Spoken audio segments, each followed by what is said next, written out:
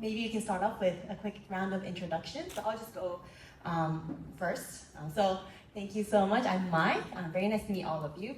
I'm currently an independent advisor supporting startups and VCs who are more global-minded. So, for example, global startups coming into Japan, and also Japanese startups wanting to go global, as well as global-minded VCs. And before that, I have been working as a venture capitalist at an early stage venture capital firm called D4V. Maybe some of you might have heard, but it's an early stage venture capital firm in partnership with the design consulting firm IDEO. And before that, I was working at an education tech startup. So throughout my whole, I guess about decade of my career, I've been mainly focused on startups. And recently, I've actually also co-founded TOMO Collective, which is a collective of freelancers that supports global expansion for startups as well as global startups coming into Japan. All right, so thank you very much. I will maybe hand it over to, yeah, sure, go ahead. Eric? Okay, either fine. Go ahead, Eric. Hi, I'm Eric, and it's Saturday, raining days, and thanks for spending your time with us here. And so I was coming from outside of Japan. I was born in Taiwan and moved here for 20 years. And in the IT backgrounds, I started my career working for Amazon and Google, and also helped the two international unicorn company to launch their presence in Japan. One is the Chinese version of Uber, it's called Didi, and another one is the public company in German, it's just called Food Panda in Japan as their country managers. So all my 20 years of the careers is always as a bridge between Japan and other countries. And so to understand about the Japan and also user insight and also kind of help the international company understand more about where it's come from and to help them to expand their services and products available in Japan. And 4 years ago, I launched a company, a startup, which is education tech. And we built a platform to allow the coaches from Japan as well as global to offer the best skill they have and make it available for the learners. And so we help the skill owners and also learners kind of match at a global scale. And we leverage AI to remove the language barriers. So you just need to use Japanese locally in Japan, will be able to talk with anyone in the world, how beautiful it will be, right? So very good to have the time to have this session. Thank you. Hello everyone, thank you for coming today in this rainy day. Actually, I was worried I'm gonna be late for the session, but everyone was late, so thank you for coming late actually. So my name is Mohammed. I've been in Japan for the last 11 years. I come from a very technical background. I've been mainly working on AI for the last 10 years, applied to a couple of domains. Currently, I'm the head of AI of a blockchain startup. It's called G Group. Before that, I was working on self-driving cars, so completely unrelated, but still AI. I also spent a couple of years doing research in robotics and stuff related to it. Personally, I think of AI as a general problem-solving tool, and that's why I'm trying to apply it to as many domains as possible, and that's how I moved from self-driving cars to fintech and stuff like that. That's also another reason why I'm also helping a startup at advising capacity on how to use AI at product level or organization level. Also recently, I've started working with a government, not Japan, a different government, on setting their AI national strategy, and this is something I'm very excited about. And so that's a short introduction of myself.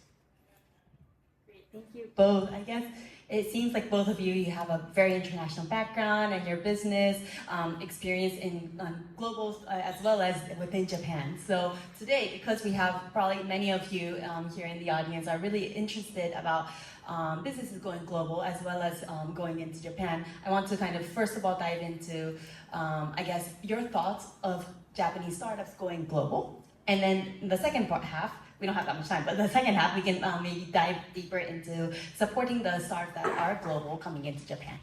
So maybe if I could just dive right into the first question. So when you think about like a startup in Japan that wants to go global, when do you think is the right timing for such startups when they want to go global? Either of you? I could start. Sure. Yeah, so I think like as soon as possible. So especially when the product is already built, it's better to not over customize it before you can go global. So to hear about opinion from the users as wide as possible can help really kind of build global products. Because we've been knowing about there are a lot of like public company in Japan. They're very frustrated about going global. So even they have the cash, but it's gonna go global. So that means that the product need to be built way earlier. That's what I believe. And so, yeah. And one more things to add is I was my startup was registered in Japan. So we're a Japanese startup, and we were selected by JITRO 2 years ago as a Beyond Japan program or X-Hub programs in Silicon Valley and LA. And so during that time, we kind of noticed about that the importance is for Japan startups like right now, like maybe more than 80% of startup founders doesn't want to go global. So it's still the facts that we hope we can be influenced to allow more founders to be more brave enough or to kind of go out to look at the markets, field it, talk to users, talk to partners, talk to venture capitals. So 2 years ago, via JITRO program, I was there for 2 months, and for that reason, I've done a lot of user research. I've signed one of the strategy partnership with the companies from Europe as well. Yeah, so I think so. My command is as soon as you should.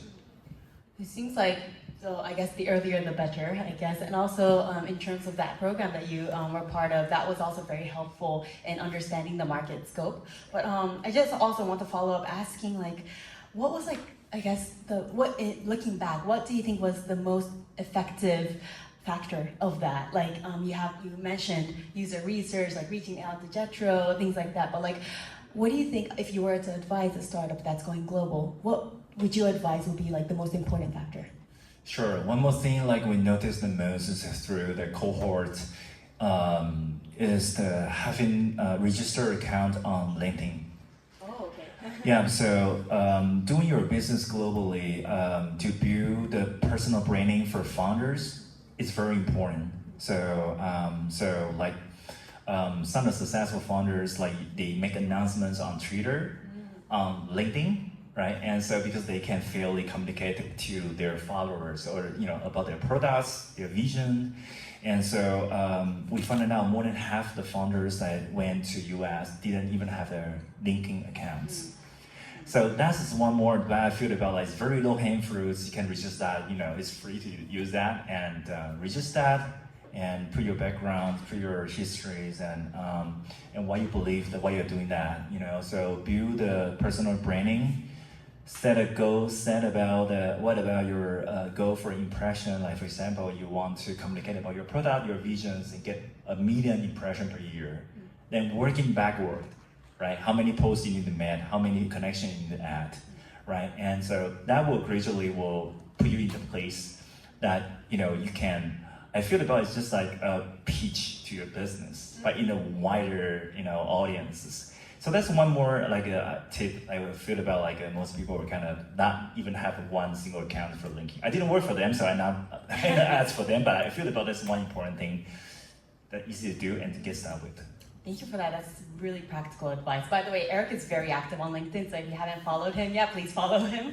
But yeah, thank you for that. And it is understandable because a lot of Japanese founders, they don't have a LinkedIn account because LinkedIn is not that used in Japan. I think maybe Facebook is more active as a LinkedIn site, or maybe Twitter or now X. Yeah, there's numbers there. I don't know, they haven't updated yet. I heard there are more than 4 million LinkedIn users in Japan. But outside of Japan, there are more than 1 billion users on LinkedIn. So if you want to make your products well known or communicate your values, I think that is the way to go, right? And to start to build it from like 100, connection to 1,000 to 10,000, right? This is where we can start to create impacts. I believe.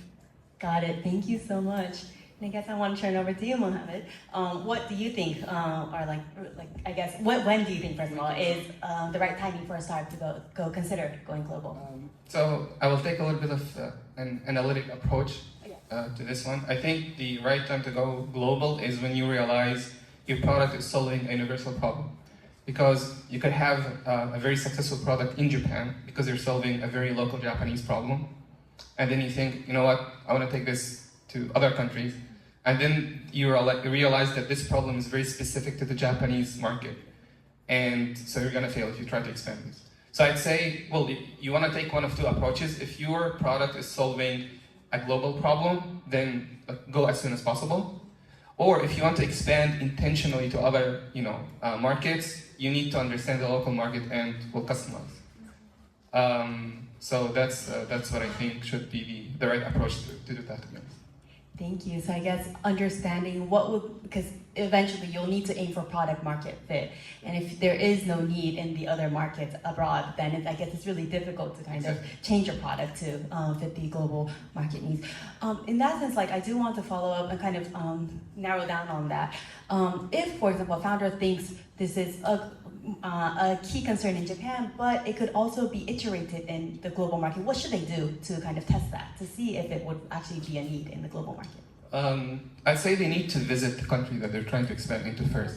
You would be surprised how much information you can get by just going there even as a tourist, just to feel how the locals live, what kind of problems they have, and so on. So this kind of is step one, to get a very high-level understanding of the market you're trying to get into.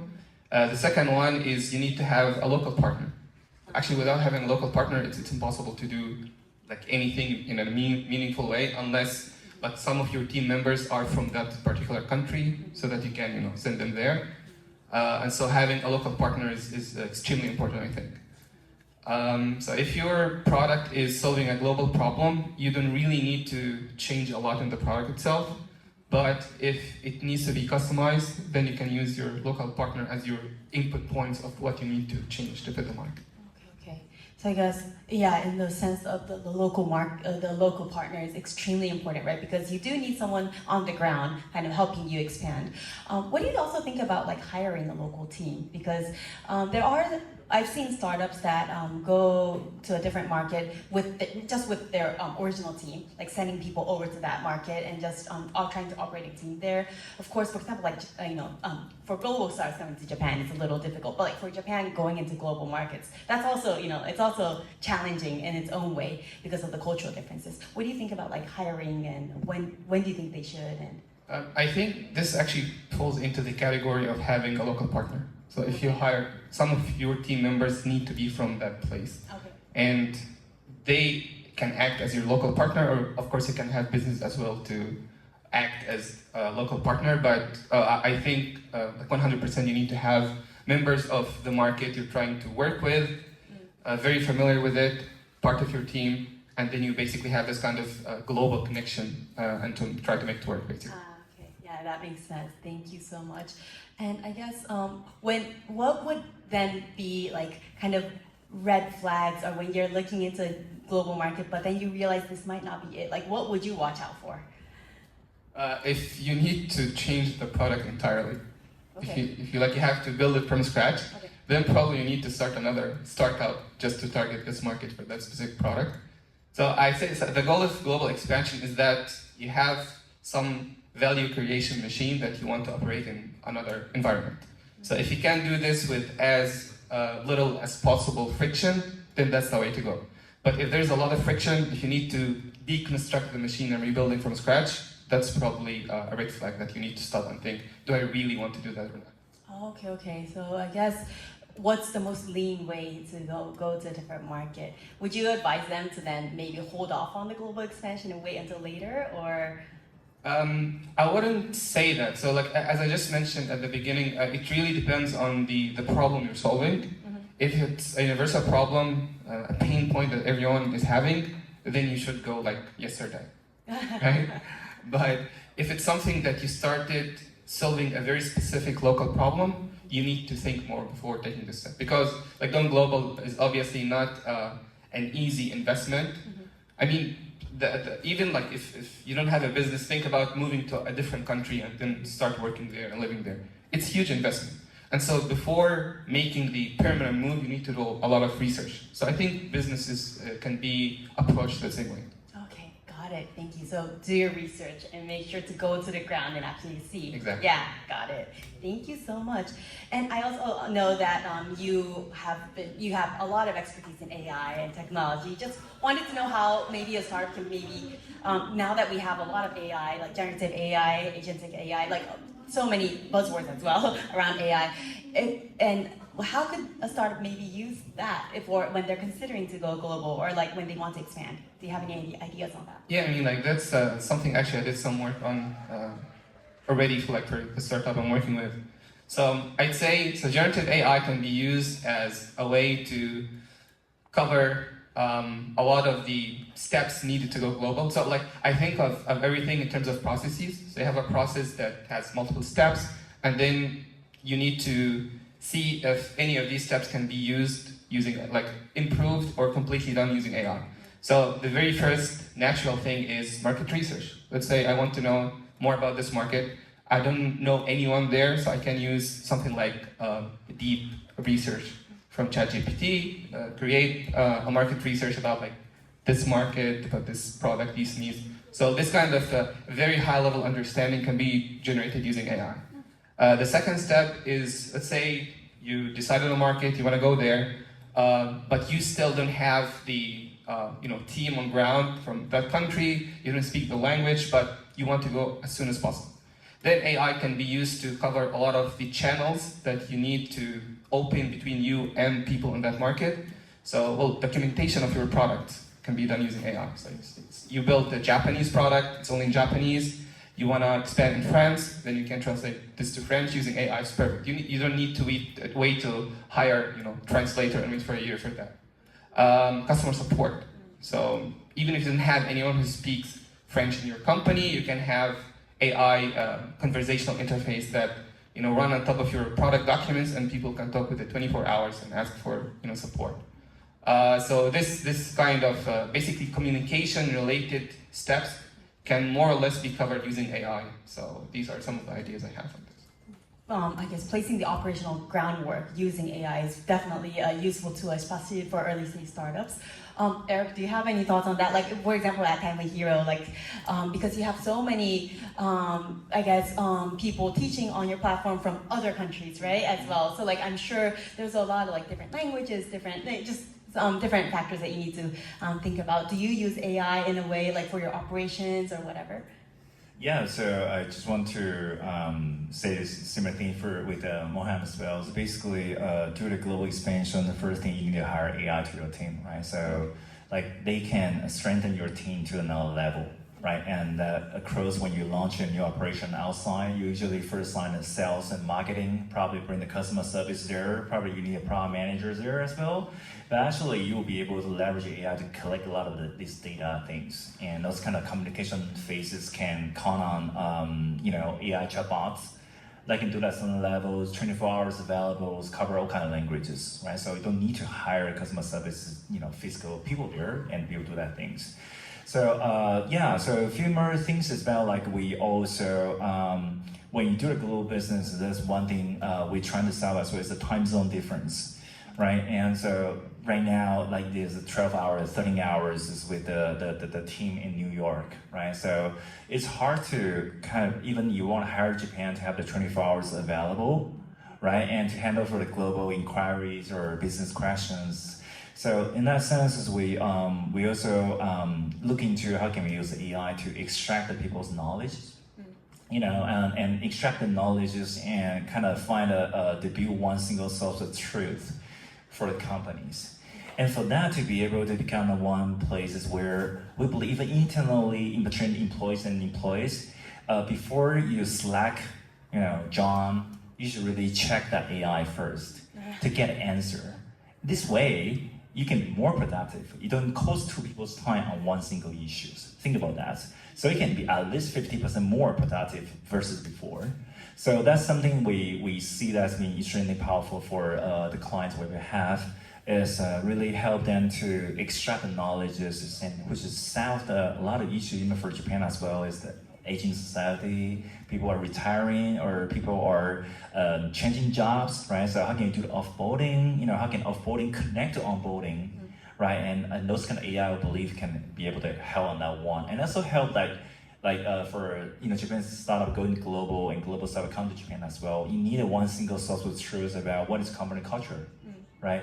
And what you want to deliver. What's your vision, right? How can the founder's vision be translated correctly for every countries? So every employee knows about why I'm working for this company for, right? So not for money, but like working in startup, you need to have the vision, right? And people join the company for the dream. And so if you cannot communicate your dreams, then I'll find out a lot of back hire from there. Yeah.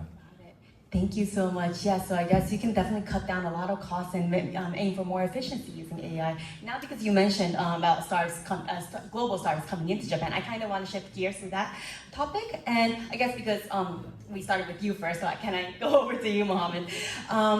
There are a lot of startups that are increasingly becoming interested in Japan, especially because of like the Japanese yen being a lot more, I guess, affordable, and just in that sense, it's a very unique market because the population, they're all highly literate, and in that sense, and of course, there's not that much of a political risk and things like that, which makes Japan a very appealing kind of next market. But if you, for example, were a foreign founder thinking about starting a company in Japan, what would be some of the important questions that you would ask yourself? Or in other words, like what are some of the commonly overlooked challenges for foreign founders coming into Japan? So I mean, probably the obvious one is going to be the language, but actually it's not the one I'm going to focus on. It's more like the business culture in Japan. So as I mentioned, if you want to expand in a different market, you need to have local partners. And working with Japanese partners is very different from any other way. So if you really want to expand in Japan, the first thing you need to learn is the business culture in Japan, how things work, right? And then you pick the right local partner, and more or less, if you pick right, he's gonna teach you all the tips and tricks that you need to know in order to operate in Japan. So I'd say understanding the local culture, the local business culture, and having the right partner. Okay. I want to dive more closely into the corporate culture part because I think it's really important, but also it's something that's a lot of times is overlooked by foreign founders coming into Japan. What, for example, are like the most common hiccups that you see, for example, like within the corporate culture, like anything? For example, Japan has this emphasis on the meetings culture. And this might be very surprising for a non-Japanese founder because if you're working on a startup, speed is everything. So you want to cut as many meetings as possible. But in Japan, if you want to work with corporate Japan, you need to be mentally prepared to do a lot of meetings and a lot of convincing. And the idea is that you need to make sure that you reach consensus with everyone who's taking the decision. So it's not a single person says yes and you're good to go. No, like there are multi-stake holders basically that you need to work and convince. And this might be tiring for someone who's trying to, don't have that much funding to spend, wanna operate as fast as possible. But again, it's kind of the current reality of Japan. So you need to, deal with it as it is, and hope that you will improve it at some point once you're, big enough. Very, very good insight. Thank you so much. And what about you, Eric? What would you be asking yourself? Important questions you would ask yourself if you were a foreign founder coming into Japan. Yeah, so I can give some examples about when the DD entered Japan, as a global unicorn company, what kind of challenge they're facing. Will be sort of like users and partners in the markets, right? So have you done enough the research knowing about this market enough? Who is our user? How much they're willing to pay? What kind of features and how much they're willing to pay is different, right? So sometimes the pain point is not paying enough. People use that for free, but they not willing to pay, right? And so that's kind of things very important to evaluate, I believe. And also for the partner, your supplier as well, right? And you can buy this with a 50% discount in US, but probably here you cannot get any discounts. And what can you do with that, right? So that's kind of the market research, as well as your supply and your demands, and are extremely important. And I'll give you an example about like what we almost rebuilt a whole entire DD app when we are in Japan. I was the chief product officer for the company, so I made a tough decision because that is a low-hanging fruits. If I just copy and paste what we already have in China, we have more than 100 million active users using that app, and just apply the Japanese translations will just almost work. But like we make the decision about we rebuild that app. For some reason, is the user behavior. So UI, UX are totally different. So we kind of sit down with a group of the potential users, have them to try the app that we already have, and find out it doesn't work. Like, they don't know where is where, right? And they don't like it. They don't want to try to use it. They don't know what they pay, right? And so, as well as for the driver app we have, average drivers in China's ride-hailing business is 30s, and Japan is 59 years old. So imagine about you building a product for a 30 versus 60 years old, how the screen should look like, what the button should look like, and what kind of feature we need to build for that is totally different. So we have completely rebuilt the driver apps as well for that reasons. So I think about for the sort of that as well apply for other industry, for other stuff I believe as well, right? And understand about your users, your portfolio, right? Who is your target users?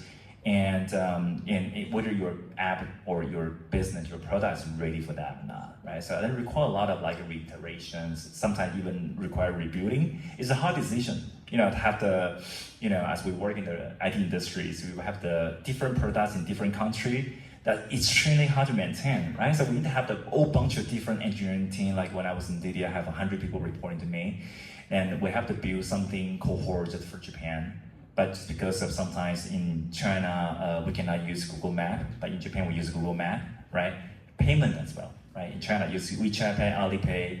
In Japan, we need to integrate with LINE Pay, PayPay, other payment solutions as well, right? So totally different, right? So if you feel about like you're doing the same business, but in different markets, that probably you need to integrate API with different partners, and think about a lot of different things. So it's actually not that you cannot, run like test water. I feel about Japan is not a place for you just easily just test the water. It's definitely not a low-hanging fruits. If you consider that as low-hanging fruits, reconsider that again. So it definitely require comprehensive researches and the readiness and like you say, like funding, right? So do you have the funding to do that, and do you have the local team to support that vision as well? Like it's really hard to send a team of the 50 people from US, Japan, and say, oh, we're going to launch these things in Japan, want to make it successful. You find out they're very struggling about that. It's go beyond just about the language. I do want to chime into that because coming from when I used to be a venture capitalist, I was working closely with startups who are very design driven because we had idea designers helping the startups. But definitely localization is one key factor. I think when a global startup is thinking about coming into Japan, even vice versa to begin with as well, because if you don't listen to the user behavior, even if you have a really great product, they're not going to use it.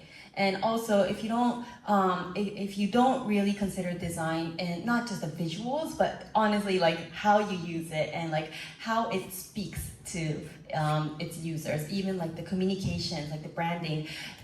Like for example, in Japan, it's very, very particular, I believe. For example, you have. I won't name it, but you have one big e-commerce app that looks very cluttered, but for some reason they're very, very popular in Japan, right? But because that is very native to Japan, and that's intuitive for Japanese. These are the things that many, I guess, foreign founders aren't aware of.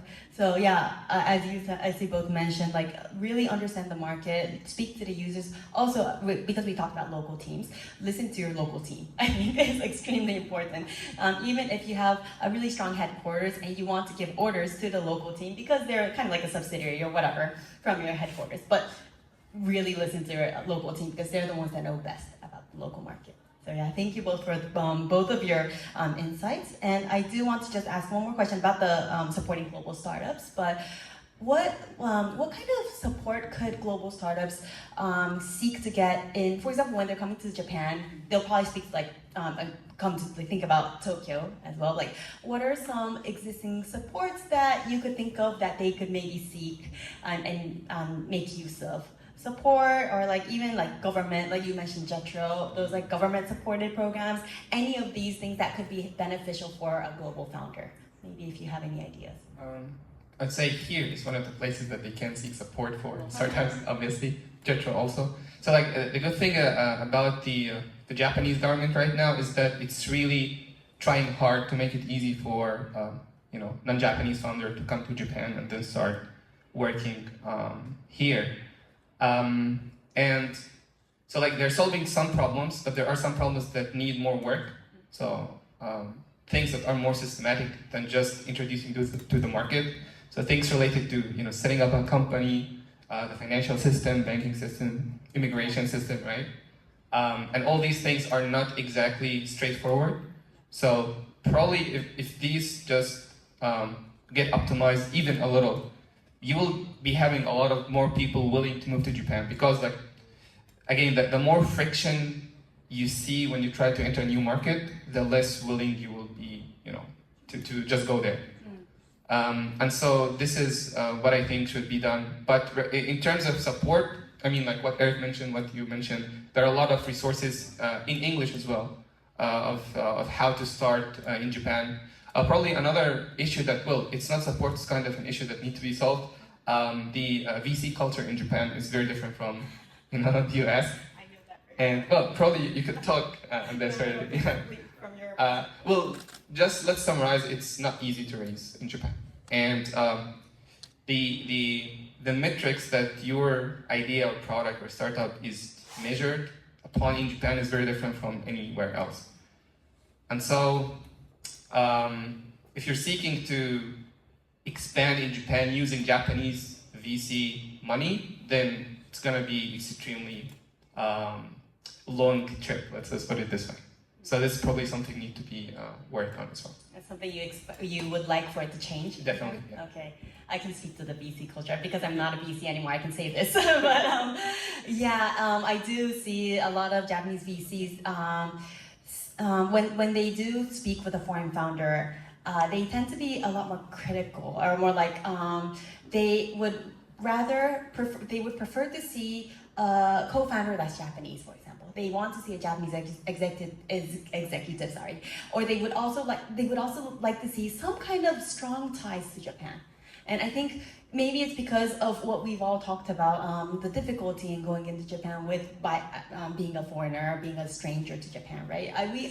And that's also understandable, but at the same time, I do kind of wish we were more welcoming of foreign founders as well. There are a lot of increasing support provided by different wards, different government municipalities to help these entrepreneurs. So yeah, like you said, I totally agree with you on there. Yeah. What about you, Eric? What do you think? Yes, I think just cover a little on top of that is I feel about like founders when they come to Japan, sometimes they would just hire someone in Japan plus the consulting efforts, right? So to get some reports and doing that, mostly it doesn't work. And I really suggest that founders or co-founders need to come to Japan to live at least a year. Get a visa. I think right now, like startup have the startup visas and cover you out for years. You don't need the revenues at all. Like Japan's government can approve that for a year, right? So I think that's one of the things to really use that, because as a founder, you have to smell the market, right? You really have to talk to users. Really have to, if you don't get users and they're willing to pay, how can you use that data to convince VC, right? And how can you say it about you? That's going to happen, especially. You are doing something that's not available in the markets. In Japan, is extremely hard because that means there's no user behavior using that things. And as a startup, it's very hard to create a new markets, in Japan. So you definitely want to check about whether it's out competitive in Japan. Hopefully that will be. That means there's a market, right? People are willing to pay. There's a supplier for you, right? And there's a market. So do your research and competitive landscape and kind of try to figure out the differentiators. Probably don't need to do that in US or other places, but in Japan, like you don't have differentiators. Like you say, like you don't speak local language, you less understand the culture versus Japanese founders here, then what is your strength?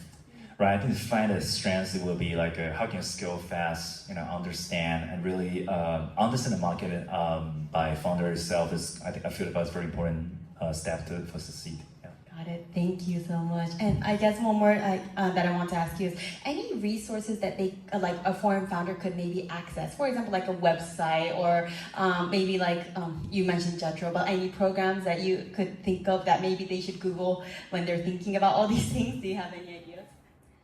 Yeah, I think that there are a few, like Jetro definitely is one entry points because they support international company come to Japan and support Japanese company go global, right? So definitely is one single stop. They have, I think they should have some of the sharing office you can use for a few months. That's what I heard about that before. So like you don't need to register one place before you can start working, right? So something to get there. Then there are like groups like Shibuya startup groups and from other prefectures as well. I think they have that startup like Pantosha, right? So the PO's point of contacts that you can talk to and to trying to figure out where to live, right? And to be honest, as foreigners, to find a place to live in Japan could be struggling.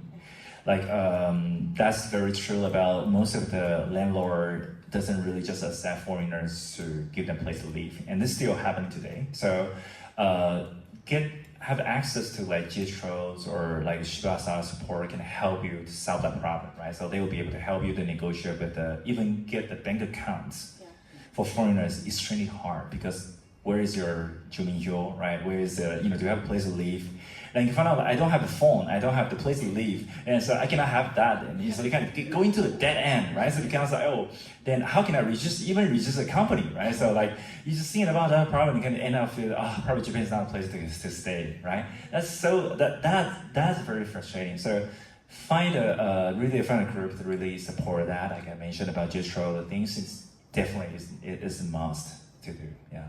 Very, very important learnings for a founder. Thank you so much. Okay, I guess lastly, because we're pretty much out of time already, so before we go into questions, I'd like to ask both of you one final wrap-up question, which is, if there is a founder who is thinking of going global, what is one thing that they should focus on for the next 3 months? Either of you. Yeah? So, I'd say like, know your target market. So spend at least 1 month there, like live there, as what just Eric said. Smell the market, understand the actual user behavior and need, and then see if your product can work as is, or you need to change something about it, set up a strategy, and then execute. Very, very clear, thank you. How about you, Eric? I feel about so you need to learn something like, for example, the country you're going to, like for example, cross-cultural management or some of agile mindset. Sometimes they are very good about design thinking as well. So something is not popular in Japan yet, so it's better to equip yourself with the required skills. So when you go there, when you build a team, when you talk to the partners, sign a strategy partnership as well, if you don't understand their culture, it's just be very hard. I see a lot of founders just bring the interpreter with them. So come with me, go to Las Vegas, let's have the show there, right? And they end up bringing nothing back home, right? Because they are not well prepared themselves. The skill set, they need to upgrade it. They cannot just tap on someone else and bring someone like an interpreter with them and expect that will solve the issues. So I think that's kind of one of the things. So kind of access to the global skill. What is that skills just make the company so successful in other countries? Figure it out. What is the top few things you need to learn and learn it before you go. Thank you. Understanding, always being humble, I think. It's like a really important approach to doing all of that. I also think just questioning your assumptions. Like maybe you're assuming Japan is an easy market, or maybe you're assuming like Japan is a very appealing market, attractive market for you, and that they would all love your product. But maybe your assumption is a little wrong. Like you never know, right? So maybe you write it out and question that, and even and then go seek the insights from the locals. Thank you so much. This was such a great discussion. Thank you so much. And I would like to open the floor up for questions. I'm sure you, some of you may have questions for any of our speakers. So if you'd like to ask. But I have a question when you guys like leading a startup. Like Now the advent of the AI, what do you guys, while using it, like realize that it has some drawbacks, especially like using the global something, yeah. So drawbacks of using AI, especially when you're thinking about going global. Yeah. Drawbacks. So I'm biased, so I don't see that much drawbacks, to be honest. But if I'm to be more neutral, I'd say, well, I mean, less human involved in anything means less human touch in like whatever we're trying to build. And in some places, this is a very important aspect. It's like in some places, you really cannot replace the human part with an AI, even if it can do the job 100%. And so this might be some drawbacks. If you just blindly replace all operations across all countries with AI, you might lose actually some customers in certain markets. So you need to be more of thoughtful about where you apply this and when. Yeah. Yeah, and some of things about like, for example, the real-time translation stuff as well. We use AI to, auto-translate the e-learning courses that we have and from one language to another. I feel about that's extremely important to, I think not drawback, but it's more about AI translation is not 100% correct, right? And how can you really catch that typo or not correct or not culturally correct, those kind of things. So you need to probably have to use some hybrid model as well, like AI plus human being, and kind of from the beginning. I feel about AI, of course, is getting better and better, but I don't think that's perfectly addressed every problem right now. So just some of the food of thoughts about like probably you have to come up with some hybrid mode to solve some of the problems. Yeah, I would agree to that, I guess, especially with localization. I think using AI for localization, it completes 90% of your work, but I think the last 10% is more the human touch, I think. And sometimes the 90% is totally fine. I guess in most cases it's fine, especially if you're running lean. But if you really want to go deep into like the local culture, for example, especially because Japanese culture is very particular, maybe that 10% could be fatal for your product. Yeah, another thing to add is like AI is almost made for everyone.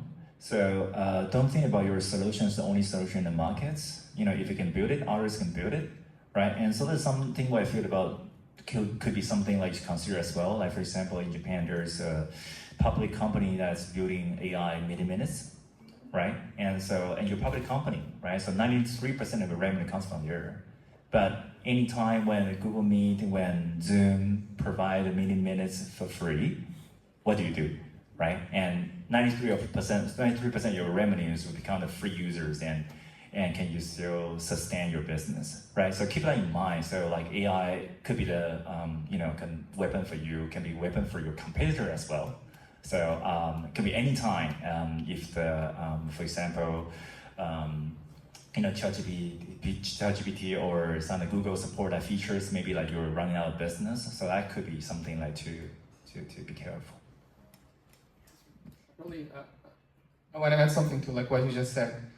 So as Eric mentioned, AI is out there, so like anyone can use it. So how can you differentiate?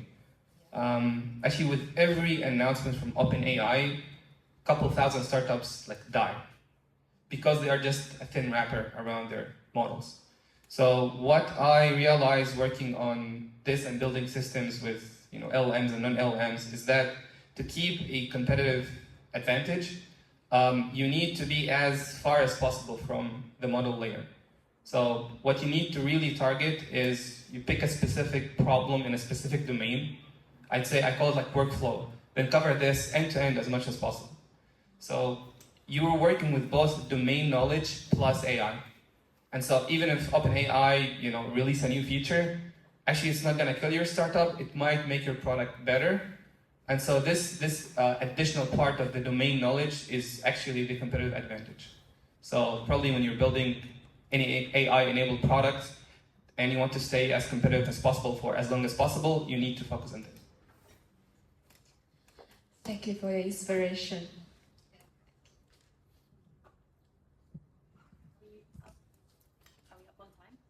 I guess one more question? Okay. One more question? Yeah.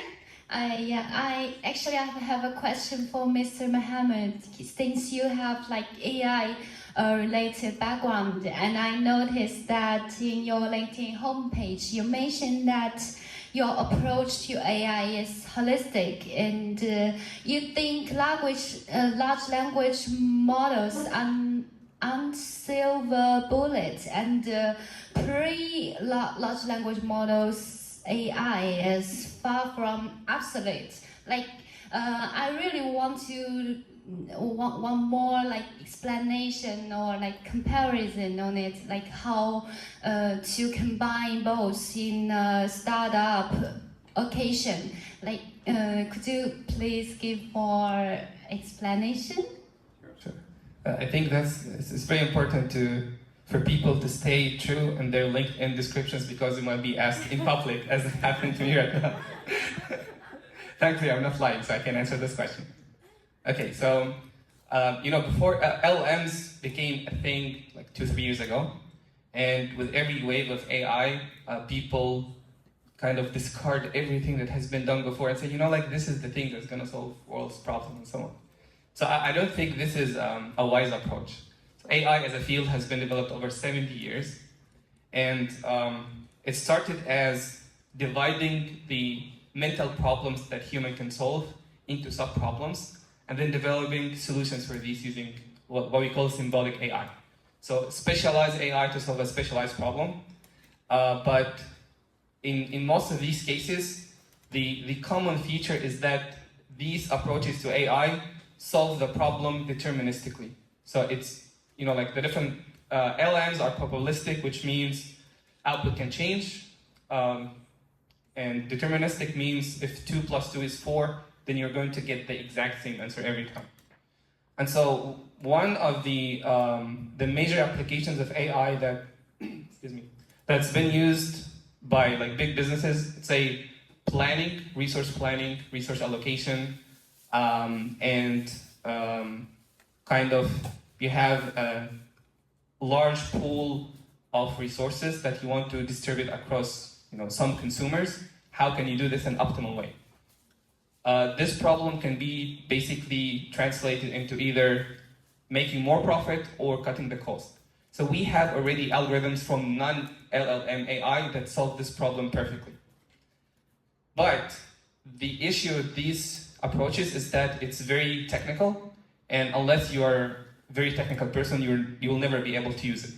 And so there was this barrier of using these techniques unless you're a very big company that can hire people specialized in this. Now with LM, what I believe the hybrid approach, I can use LM as my expert, so I can talk with it. Let's say I'm a business owner, I have zero knowledge about optimization, but I want to decrease the costs of my operations, right? So I can use a hybrid product that I talk with LM in a human language, then it does the job of the expert translating my problem into a mathematical model. Then I use this mathematical model to be solved using one of the AI techniques. Then I get the result, and then I know what I should do. For example, I have 300 taxis. I want to send them to, these locations. Give me a table of taxi A goes to location B, and so on. So AI can solve this problem perfectly with LM plus the specialized AI. So just to summarize this long, answer. So LM are very good at interacting with humans in human languages, and they can do a lot of things that specialists were needed for. Then we have symbolic AI can solve a lot of problems perfectly.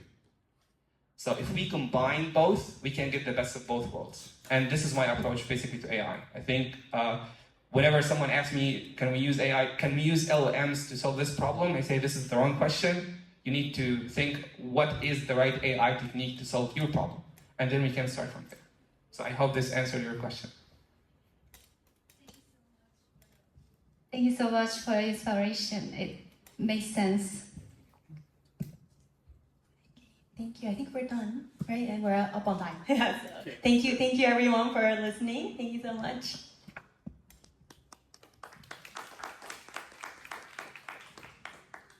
Yeah, thank you. And then one last message would be like, we will continue. I think this session, this talk will not just stop here. Like we will probably continue to speak on that on LinkedIn as well, from both of three as well.